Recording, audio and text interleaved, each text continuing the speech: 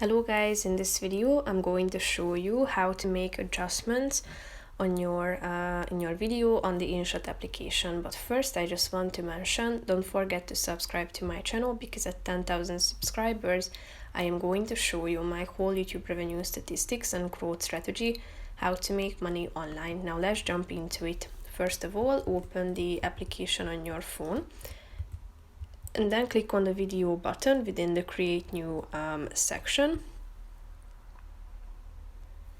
Tap on the video that you would like to edit and then click on the filter button down below, which is the fifth option.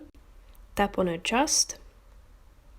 Here you can see down below the adjustment options, so you can first of all set the lightness on this slide. You can see how the light changes on your video. Then you can also adjust the contrast, the warmth, the tint. The saturation can be adjusted as well as the curves. You can also set the HSL, which is the hue, saturation and luminance, but it's a premium feature, so you need to go premium in order to unlock these options. You can set the fade, highlights, shadow, the color, hue, vignette, sharpen it. You can set the grain, film grain. You can also manage these adjustment options. So basically that's it for this video, guys. See you in the next one. Bye bye.